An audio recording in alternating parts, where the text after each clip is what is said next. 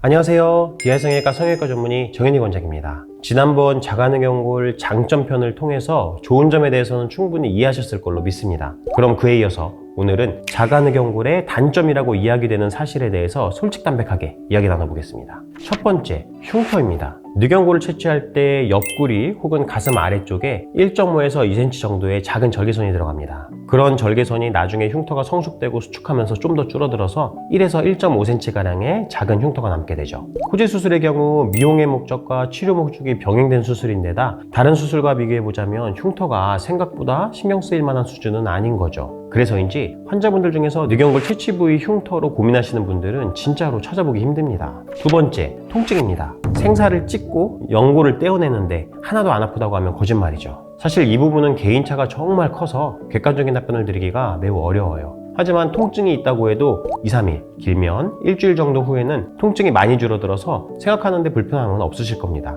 많은 환자분들께서 차라리 코가 아프면 아팠지 연골 뗀 데는 생각보다 안 아프다고 하시는 분들이 대다수입니다. 어느 정도 통증인지 감이 좀 오시나요?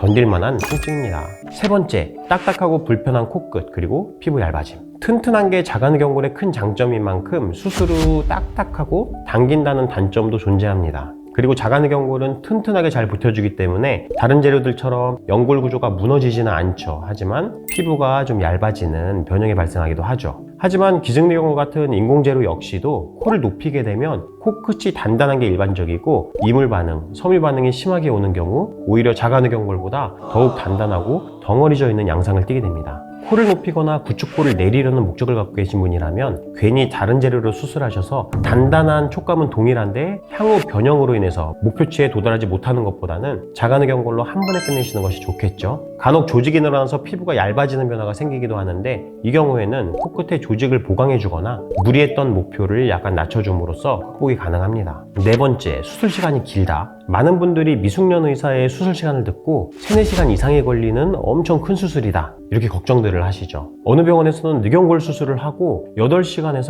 9시간이 걸렸다고 하기도 하죠. 근데 자가늑연골에 숙련된 의사의 수술 시간 생각보다 길지 않습니다. 제 경우 일반적인 자가늑연골 코제 수술 환자분들은 1시간 반에서 2시간 정도, 변형이 엄청나게 심하고 해결해야 할 문제가 많아서 이것저것 추가적인 술기들이 많이 들어간 데다가 콧대까지 늑연골과 같은 자가주직을 사용하는 분들이나 4시간 정도 걸린다고 말씀드립니다. 마지막 와핑. 자가능경골 코수술 찾아보신 분들이라면 한 번쯤은 들어보셨을 게 와핑이죠. 수술이기 때문에 합병증이 아예 없다고 말할 수는 없습니다. 재료 자체가 가지고 있는 특징이기 때문에 완전히 극복하기는 어려운 점이죠. 그래서 코수술 전에 미리 채취해서 와핑 양상을 확인하고 적절한 예방술기로 최소화하는 방법을 사용합니다. 경험적인 요소이기 때문에 전문성을 필요로 하죠. 간혹 늑연골 수술을 많이 안 해보신 원장님들께서 늑연골을 잘게 썰어서 쓰는 중에 발생하는 와핑 현상을 가지고 겁을 많이 주시는데 사실은 늑연골을 활용하는 방식을 바꾸시면 그 빈도가 생각보다 높지 않고 와핑이 발생하더라도 그 정도가 심하지 않습니다. 혹시 생기더라도 와핑에 대한 교정 수술 또한 간단해서 미리부터 겁먹고 멀리할 필요 없습니다. 자, 어떠신가요? 자가능경골의 단점이라고 얘기는 했지만 사실 명확히 단점이라고 얘기할 수 있는 부분은 없어요. 제가 말씀드리는 장단점을 코제 수술을 계획하시는 여러분들이 잘 참고하셔서 수술 결정하시기를 바랄 뿐입니다. 이상 마치겠습니다. 디아성형외과 성형외과 전문의 정현희 원장이었습니다. 감사합니다.